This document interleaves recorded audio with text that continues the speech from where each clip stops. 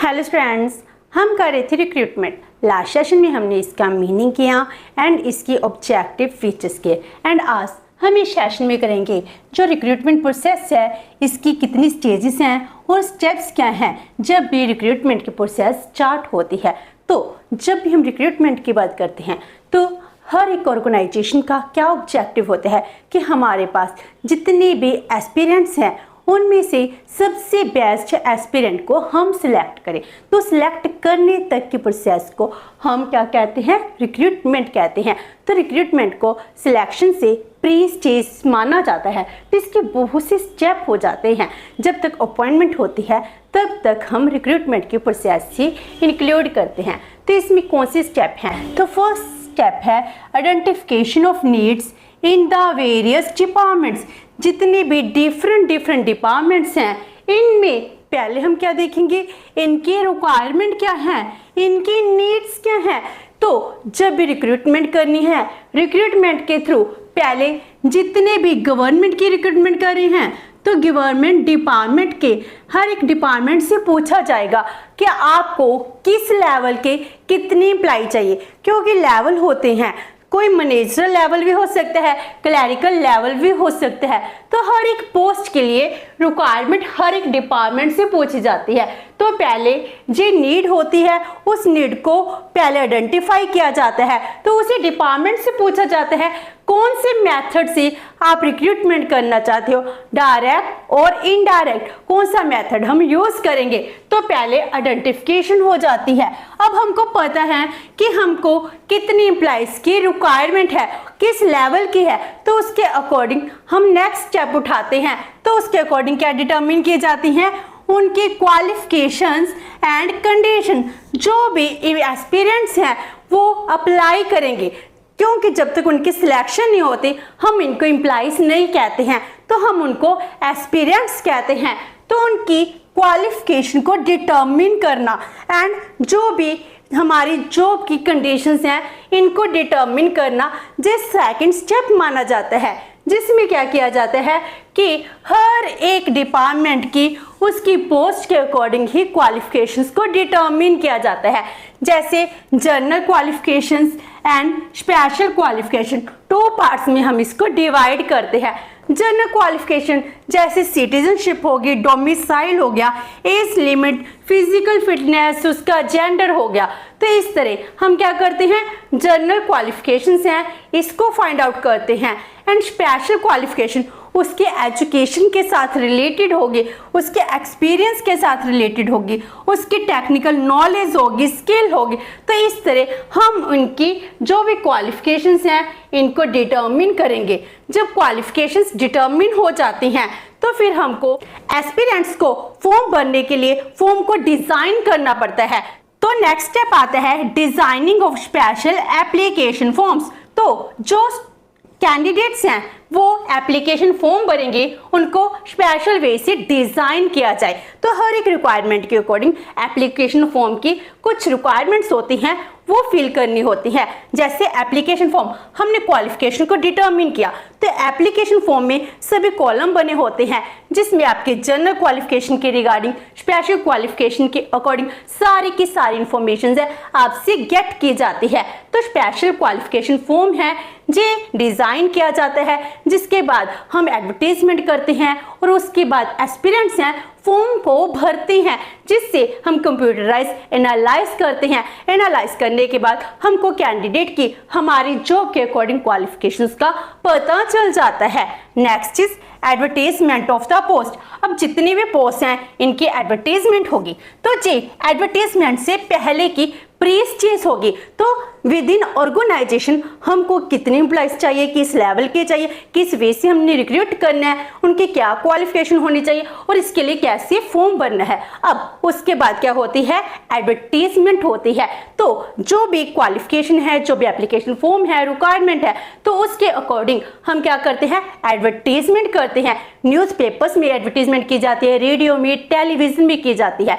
And employment newspaper है जो हमारे देश में हर फ्राइडे को पब्लिश किया जाता है एम्प्लॉयमेंट न्यूज़पेपर, जिसमें एम्प्लॉयमेंट के रिगार्डिंग की सभी पोस्ट हैं वो दी जाती हैं। अगर आप कोई भी न्यूज़पेपर देखते हो उनमें स्पेशल कॉलम होते हैं जिसमें एम्प्लॉयमेंट के रिगार्डिंग एडवर्टीजमेंट्स होती हैं। तो इस तरह हर एक न्यूज़पेपर में एम्प्लॉयमेंट के रिगार्डिंग जो भी हमारी पोस्ट हैं इनकी रिक्रूटमेंट के रिगार्डिंग एडवर्टीजमेंट की जाती है। एडवर्टीजमेंट का पर्पस क्या होता है, ज़्यादा से ज़्यादा कैंडिडेट्स हैं वो अट्रैक्ट हो, जितने भी ज़्यादा एस्पिरेंट्स होंगे उनमें हम बेस्ट कैंडिडेट्स को सिलेक्ट कर सकते हैं, इसीलिए बार बार एडवर्टीजमेंट की जाती है। और उसके बाद आती है स्क्रूटनी ऑफ एप्लीकेशंस। अब स्टूडेंट्स हैं, इन कैंडिडेट्स ने फॉर्म भर दिए, फॉर्म को बाद हमने उनको एनालाइज करना है। तो एनालाइज करने के बाद इसको क्या कहते हैं, अच्छे से हमने वॉच करना है कि इन्होंने फॉर्म सही भरा है या नहीं, जितनी हमने क्वालिफिकेशन की थी वो एलिजिबल है या नहीं। इसको कहते हैं scrutiny of applications to see whether the applications fulfil the essential conditions और नॉट। अगर कोई एसेंशियल कंडीशन को फुलफिल नहीं करता, इस स्टेज में उन एप्लीकेशंस को रिजेक्ट किया जाता है। और जो बचे कैंडिडेट हैं जिन्हों की क्वालिफिकेशन है उनको हम क्या करते हैं, इन्फॉर्म करते हैं about the date of examination और इंटरव्यू। हमने एग्जामिनेशन लेने हैं या इंटरव्यू लेनी है, जो भी केस होता है उसके अकॉर्डिंग उनको इन्फॉर्म किया जाता है।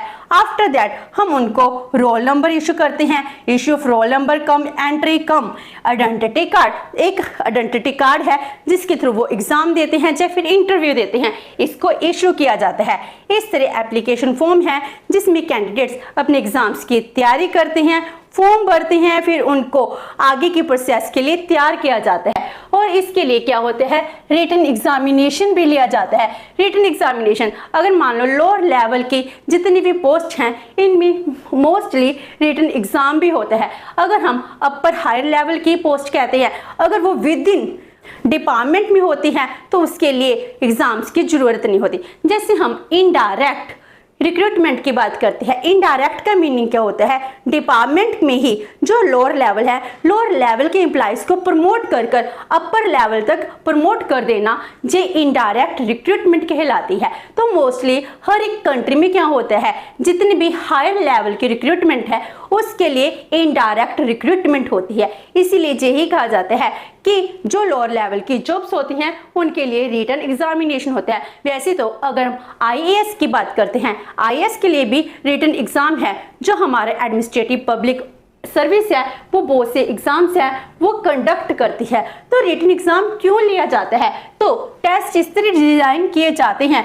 To know the general ability and intellectual calibre of the candidates, जिससे हमको पता चल सके कि जो कैंडिडेट है उसका मेंटल लेवल कैसा है, कि वो हमारे ऑर्गेनाइजेशन को ऑब्जेक्टिव को फुलफिल कर सकता है या नहीं कर सकता है, वो कितना इंटेलेक्चुअल लेवल है, उसकी मेंटल एबिलिटी क्या है, क्या वो हमारे ऑब्जेक्टिव के लिए, हमारे ऑर्गेनाइजेशन के लिए फिट होगा या नहीं होगा। क्योंकि हर एक ऑर्गेनाइजेशन क्या चाहती है कि मुझको बेस्ट से बेस्ट कैंडिडेट है वो मिले, उसी को ही वो सिलेक्ट करती है। तो रिटन एग्जामिनेशन है वो डिफरेंट फॉर्म के भी हो सकते हैं, जैसे स्पेशल मेंटल एबिलिटी टेस्ट होते हैं जिसमें 150 तक के ऑब्जेक्टिव टाइप्स क्वेश्चन भी आते हैं, जिससे क्या होता है स्टूडेंट्स हैं उन कैंडिडेट्स का मेंटल एबिलिटी टेस्ट है, इसको टेस्ट किया जाता है कि इनकी जनरल मेंटल एबिलिटी कैसी है, कि हर एक क्वेश्चन का ये कैसे रिप्लाई करते हैं। तो एक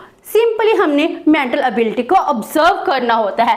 एप्टीट्यूड टेस्ट लिया जाता है, तो इसी तरह अचीवमेंट टेस्ट जो उसकी स्पेशल क्वालिफिकेशन एजुकेशन के ऊपर डिपेंड करता है, उसकी पर्सनैलिटी टेस्ट है ये लिए जाते हैं। तो डिफरेंट टाइप्स के टेस्ट होते हैं।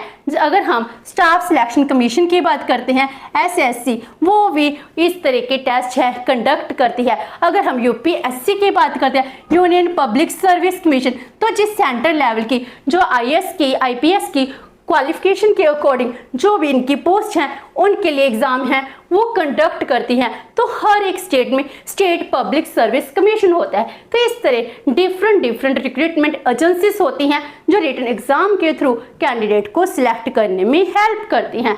अब रिटन एग्जामिनेशन हो गया तो इसमें जो कैंडिडेट्स हैं इन कैंडिडेट्स के मेरिट लिस्ट बनाई जाती है। तो मेरिट लिस्ट के थ्रू हमको पता चल जाता है कि किस कैंडिडेट की मेंटल एबिलिटी कितनी होगी। तो उसके बाद मेरिट लिस्ट को फिर शॉर्ट लिस्ट किया जाता है, जिसके बाद जो कैंडिडेट्स हैं इनको इंटरव्यू वाइवा वोस के लिए बुलाया जाता है। अब इंटरव्यू के में क्या होता है, उनसे अपने डिपार्टमेंट के अकॉर्डिंग क्वेश्चन पुट किए जाते हैं। तो हमने एक तो मेंटल एबिलिटी टेस्ट कर ली, लेकिन अब फेस टू फेस इंटरव्यू होती है जिससे एक्चुअल में उसके प्रेजेंस ऑफ माइंड को हम डिटर्मिन करते हैं।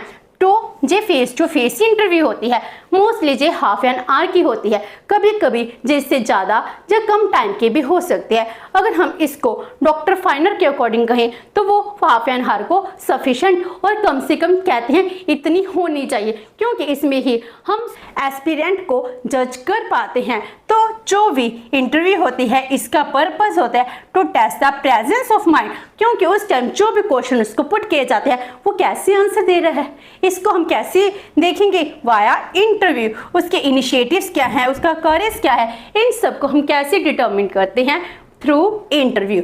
उसके बाद होती है सिलेक्शन ऑफ द कैंडिडेट। अब क्या है, जब रिटन एग्जामिनेशन हो गया, इंटरव्यू हो गई, तो उसके बाद इनके मार्क्स हैं वो लगाए जाते हैं। तो जो हाई स्कोर गेट करते हैं उनको ही सिलेक्ट किया जाता है। उसके बाद सिलेक्शन होती है। तो हम ये नहीं कह सकते रिक्रूटमेंट को सिलेक्शन कहते हैं। रिक्रूटमेंट जिस सभी स्टेप्स के बाद सिलेक्ट करती है, तो रिक्रूटमेंट में हर एक स्टेप को इन्वॉल्व करती है। सिलेक्शन ऑफ द कैंडिडेट, तो उसमें क्या होता है, जितने भी कैंडिडेट्स हैं इनको सिलेक्ट किया जाता है, इनकी लिस्ट है इशू की जाती है। आफ्टर दैट जितने भी इसके रिकॉर्ड्स हैं उनको वेरीफाई किया जाता है। पुलिस रिकॉर्ड वेरीफाई करते हैं, क्योंकि जो भी कैंडिडेट ने इन्फॉर्मेशन दी है वो सही है या गलत है। तो सिलेक्शन के टाइम ही हम इनको क्या करते हैं, इंक्वायरी करते हैं और कैंडिडेट्स की सीक्रेट इंक्वायरी की जाती है। उसके कंडक्ट करैक्टर के रिगार्डिंग इसको फाइंड आउट करने के लिए इंक्वायरी की जाती है। और उसके बाद अपॉइंटमेंट होती है। सिलेक्शन होगी, उसके बाद कोई कॉम्पिटेंट अथॉरिटी होती है, एग्जीक्यूटिव अथॉरिटी है, उसके थ्रू अपॉइंटमेंट लेटर इशू किया जाता है, जिसके थ्रू उनकी अपॉइंटमेंट की जाती है। तो जो अपॉइंटमेंट है हो सकता है टेम्परेरी हो सकता है परमानेंट भी हो, लेकिन मोस्टली हमारी कंट्री में क्या होता है, कुछ टाइम पीरियड का प्रोबेशनल पीरियड होता है जो 6 मंथ से लेकर 2 ईयर्स तक वेरी करता है। तो प्रोबेशन पीरियड के बाद उसको परमानेंट भी किया जाता है। तो इसमें वॉच किया जाता है कि जो एम्प्लॉय हमने सिलेक्ट किया है वो एबल है या नहीं है। इस तरह कुछ प्रोसेस हैं, स्टेप्स हैं जिसके थ्रू रिक्रूटमेंट प्रोसेस है वो कंप्लीट होती है। तो इस तरह आज हम इस सेशन में इसकी स्टेजेस की हैं। नेक्स्ट सेशन हम करेंगे types of recruitment. Hope so कि आपको ये सेशन अच्छा लगा होगा। अगर आपकी कोई क्वेरी है तो पोस्ट कमेंट, एंड वीडियो अच्छी लगी तो please like and share with your friends. Thank you so much and have a nice day.